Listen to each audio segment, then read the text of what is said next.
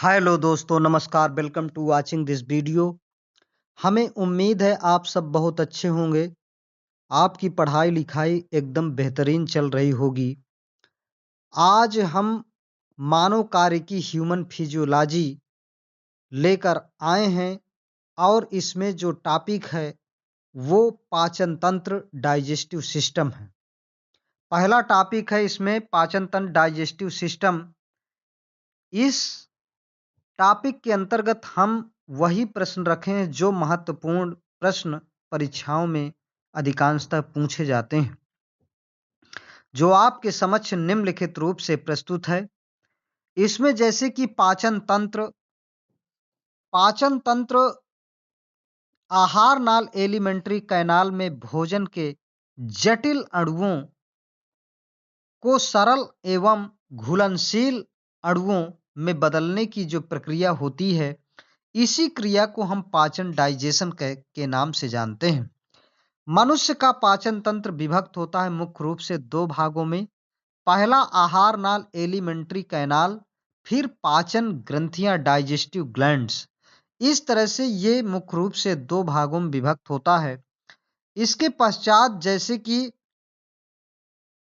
मुख्य रूप से मनुष्य के आहार नाल की लंबाई कितनी होती है? मनुष्य के आहार नाल की लंबाई लगभग 9 मीटर होती है। एलिमेंट्री कैनाल की लंबाई लगभग 9 मीटर होती है। आहार नाल के मुख्य भाग हैं मुख, माउथ, ग्रास नली, इजोफेगस, आमाशय, स्टोमक, छोटी आंत, स्मॉल इंटेस्टाइन और बड़ी आंत, लार्ज इंटेस्टाइन और गुदा एनस। ये मुख्य रूप से भाग होते हैं आहार नाल के। मनुष्य में दांतों का जो चमकीला एवं सबसे कठोरतम हिस्सा होता है उसे इनेमल के नाम से जानते हैं, जिसके कारण हमारे दांत चमकते हैं और ये सबसे कठोर हड्डी मानी जाती है। हमारे शरीर का सबसे कठोर हिस्सा माना जाता है। मनुष्य के दांत के अस्थियों के अंदर गड्ढे में स्थित होते हैं, उन्हें हम क्या कहते हैं? गर्तदंती। इसीलिए ठीकोडांट कहते हैं, अर्थात ये गड्ढे बहुत गहराई तक लगे हुए होते हैं दांत। इसके बाद मनुष्य में दांत निकलते हैं 2 बार, इसीलिए मनुष्य को द्विबार दंती कहते हैं, डिप्योडांट के नाम से जानते हैं। मनुष्य में 4 प्रकार के दांत होते हैं। विषम दंती होता है मनुष्य, हेटेरोडांट होता है, जैसे कृंतक, इंसाइजर्स और रत्नक, कैनाइन, अग्र चवर्णक, प्रीमोलर्स और चवर्णक मोलर्स, ये मुख्य रूप से पाए जाते हैं। फिर इसके बाद दूध के दांतों की यदि हम चर्चा करें, जो दूध का दांत है, दूध के दांत मुख्य रूप से ये इनका जो मिल्क टीथ का दंत सूत्र टीथ फार्मूला होता है, ये 2102 2102 अर्थात 2102 2102। इसमें इंसाइजर 2/2 होते हैं, कैनाइन 1/1 होते हैं, प्रीमोलर 0 रहते हैं दूध वाले दांत में, प्रीमोलर नहीं होते। मोलर 2/2 होते हैं, अर्थात इनका जो दंत सूत्र होता है 2 1 2 मतलब 5, 2 1 3 3 2 5 और नीचे भी 2 1 3 और गुणे वो 2 5। अब इसमें गुणा 2 का कर देते हैं तो इसमें 5 दूनी 10 5 दूनी 10 आता है, जिसमें 20 कुल मिलाकर के जो दूध के दांत होते हैं उनकी संख्या 20 पाई जाती है। फिर इसके बाद स्थायी दांतों जिसे परमानेंट टीथ का दंत सूत्र जो होता है, ये मनुष्य का जो दंत सूत्र ये मुख्य रूप से ये 21-23/21-23 होता है, जिसमें इंसाइजर 2/2 होते हैं, कैनाइन 1/1 होता है, इसमें प्रीमोलर 2/2 हो जाते हैं, मोलर 3/3। अब इनको जोड़ा जाता है 2 1 3 3 2 5 5 3 8। फिर नीचे जोड़ते हैं 2 1 3 3 2 5 5 3 8 8/8 और गुणा 2 का कर देते हैं तो 8 8 8 दूनी 16 8 दूनी 16 अर्थात 32 दांत जो है मनुष्य के पाए जाते हैं, जो स्थायी दांत होते हैं। इन्हें हम परमानेंट टीथ के नाम से जानते हैं। पेट में खालीपन, पीड़ा और शरीर में दुर्बलता के अनुभव को क्या कहते हैं? भूख का लगना या क्षुभा। भूख का केंद्र मस्तिष्क का कौन सा भाग होता है? मस्तिष्क का हाइपोथैलेमस, ये भूख का केंद्र होता है। आमाशय में भोजन कितने समय तक रुकता है? ये लगभग 4 घंटे तक रुकता है। आमाशय में भोजन लगभग 4 घंटे तक रुकता है। इसके बाद मनुष्य के आमाशय में जठर ग्रंथियों की संख्या कितनी होती है? ये लगभग 3.5 करोड़ पाई जाती हैं। मनुष्य प्रतिदिन जठर रस कितना स्रावित करता है? 2 से 3 लीटर स्रावित करता है। जठर ग्रंथियों को और किस नाम से जानते हैं? इन्हें पाइलोरिक ग्रंथियों के नाम से जानते हैं। जठर रस होता है हल्का पीले रंग का, अम्लीय होता है। इसकी पीएच वैल्यू 1.2 से लेकर 1.8 तक होती है। जठर रस गैस्ट्रिक जूस अम्ल होता है, हाइड्रोक्लोरिक अम्ल HCl पाया जाता है। HCl हाइड्रोक्लोरिक एसिड भोजन में क्रिया करता है तो जीवाणुओं को नष्ट कर देता है। एंजाइम क्रिया तीव्र होती है, भोजन अम्लीय होता है तथा टाइलिन की क्रिया इसमें होती है। इसके पश्चात मतलब ये टाइलिन की क्रिया यहाँ पर समाप्त हो जाती है। आमाशय में जठर रस से निकलने वाला एंजाइम होता है पेप्सिन और रेनिन। ये 2 एंजाइम होते हैं। इसके बाद मनुष्य प्रतिदिन लार का श्रावण कितना करता है? लगभग 1.5 लीटर। 1.5 लीटर लार का श्रावण करने का काम करता है। इसके बाद लार से एंजाइम स्रावित होता है टाइलिन और माल्टेज। लार की प्रकृति होती है अम्लीय एसिडिक। इसका पीएच मान 6.8 होता है। मनुष्य में दीर्घ पोषक पदार्थ कौन से होते हैं? कार्बोहाइड्रेट, लिपिड्स और प्रोटीन। ये दीर्घ पोषक पदार्थ होते हैं। मानव में ऊर्जा के लिए कोशिकाओं में मुख्य रूप से किस पदार्थ का जारण होता है? कार्बोहाइड्रेट और वसा। इनका मुख्य रूप से जो है जारण होता है। अग्न्याशय रस में कितने प्रकार के एंजाइम निकलते हैं? इसमें 3 प्रकार के एंजाइम निकलते हैं, ट्रिप्सिन, एमाइलेज और लाइपेज ये निकलते हैं। अग्न्याशय रस होता है इसका ये क्षारीय होता है, बेसिडिक होता है। इसका पीएच मान लगभग 8 होता है। पित्त रस होता है क्षारीय। इसका पीएच मान जो है 7.6 से लेकर 8.6 तक होता है। आंतरिक ग्रंथियों से स्रावित आंत्ररस ये भी क्षारीय होता है। इसका पीएच मान 8.3 होता है। आमाशय में कितने भाग होते हैं? 3 भाग होते हैं। पहला बायां भाग जिसे हम कार्डियक भाग कहते हैं, दायां छोटा भाग को हम पाइलोरिक भाग कहते हैं तथा दोनों के बीच के भाग को हम फंडिक भाग के नाम से जानते हैं। छोटी आंत की दीवार में कितनी ग्रंथियां होती हैं? कौन सी? ब्रूनर ग्रंथियां पाई जाती हैं। आमाशय की श्लेष्मिक कला से स्रावित हार्मोन ये गैस्ट्रिन होता है।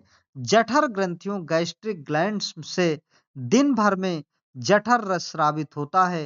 1 से 3 लीटर तक जठर रस स्रावित होता है। फिर इसके बाद जठर रस की प्रकृति कैसी होती है? जठर रस पीले रंग का होता है, उच्च अम्लीय होता है। इसका पीएच मान 1 से लेकर 3 तक होता है। जल ग्रहण करने की इच्छा को हम क्या कहते हैं? प्यास कहते हैं, ट्रस्ट के नाम से जानते हैं। प्यास को नियंत्रित करने का केंद्र मस्तिष्क का हाइपोथैलेमस होता है और भोजन करने की आंतरिक इच्छा को हम क्या कहते हैं? भूख कहते हैं। पाचन तंत्र से संबंधित मिश्रित ग्रंथि कौन सी होती है? अग्न्याशय पैनक्रियाज होती है। अग्न्याशय की आकृति कैसी होती है? ये सी के आकार की होती है।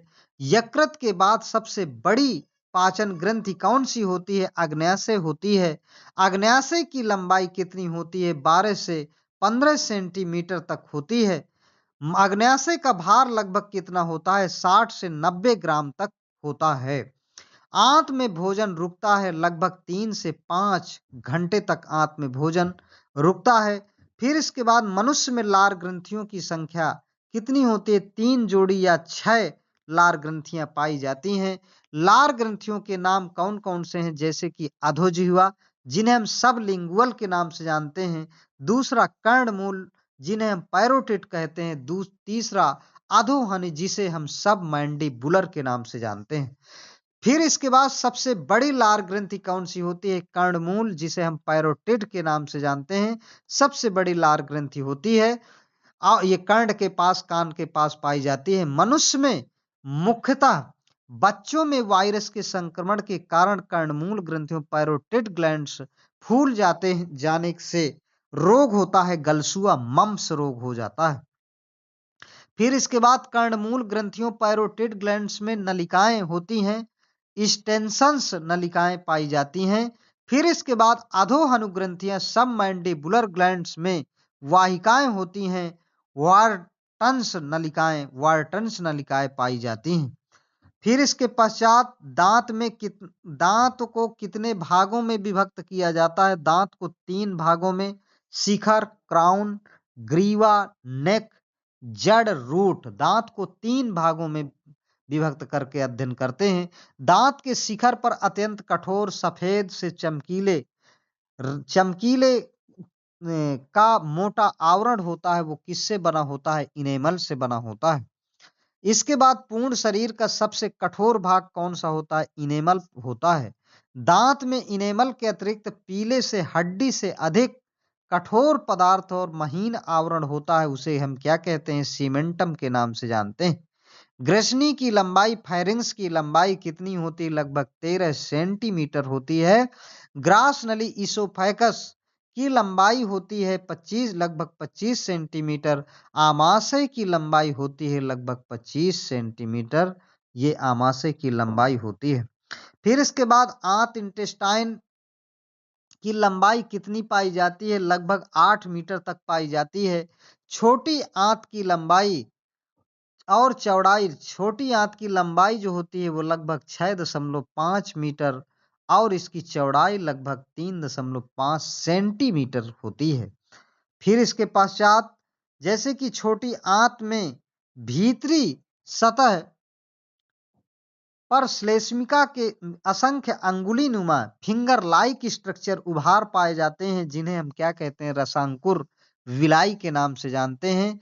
फिर इसके बाद रसांकुरों की संख्या कितनी होती है? लगभग 40 से 50 लाख तक पाई जाती है। छोटी आंत को विभक्त किया जाता है 3 भागों में, ग्रहणी ड्यूडेनम, मध्यांत्र जीजुनम और शेषांत्र इलियम। ये 3 भागों में छोटी आंत को बांटा गया है। ग्रहणी की लंबाई होती है लगभग 30 सेंटीमीटर।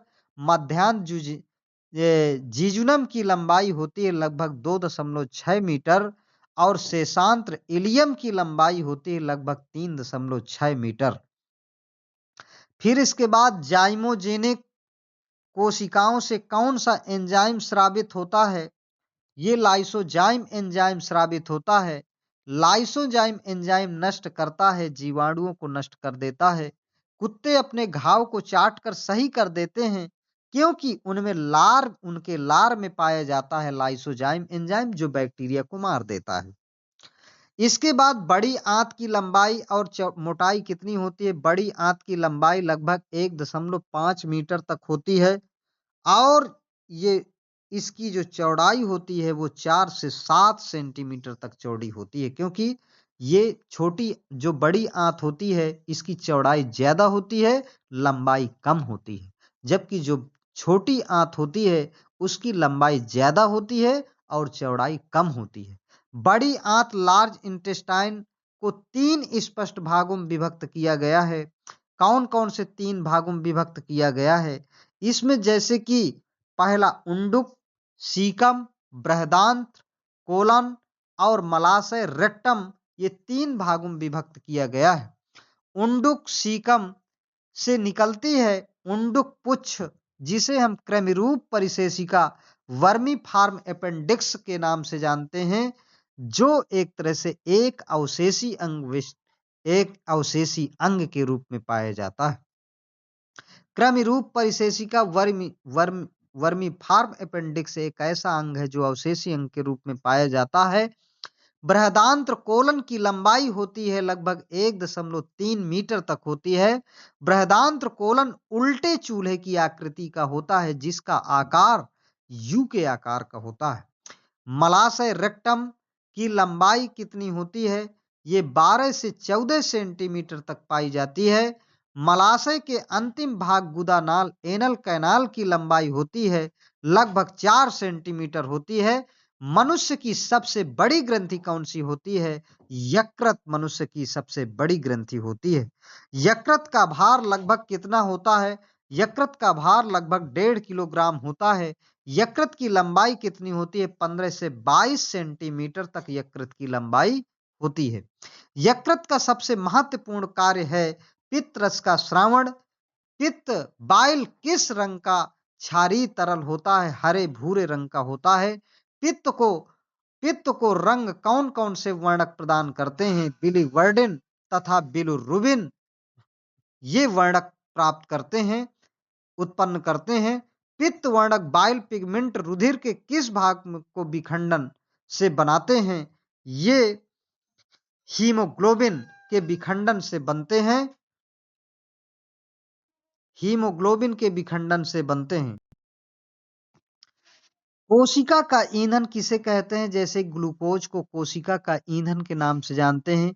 यकृत कोशिकाओं में ग्लूकोज से ग्लाइकोजन बदलने की प्रक्रिया को क्या कहते हैं? ग्लाइकोजेनेसिस के नाम से जानते हैं। यकृत कोशिकाओं में ग्लूकोज से ग्लाइकोजन में बदलने की प्रक्रिया को ग्लाइकोजेनेसिस कहते हैं। यकृत कोशिकाओं में संग्रहीत ग्लाइकोजन का पुनः ग्लूकोज में बदलने की प्रक्रिया को क्या कहते हैं? इसको ग्लाइकोजेनेलिसिस के नाम से जानते हैं। थोड़ा अति सूक्ष्म अंतर है, बहुत कम अंतर है, इसको ध्यान देने की जरूरत है यहाँ पर कि ग्लाइकोजेनेसिस क्या है, ग्लाइकोजेनेलिसिस क्या है। यकृत कोशिकाएं एमिनो एसिड जो लीवर सेल्स होती हैं वो एमिनो एसिड, ग्लिसरॉल तथा वसी अम्लों तथा अन्य पदार्थों से भी ग्लूकोज का संश्लेषण कर लेती हैं। यह प्रक्रिया होती है, यह प्रक्रिया ग्लूकोनियोजेनेसिस कहलाती है। यकृत कोशिकाओं में अल्प समय के लिए विटामिन संचित रहता है।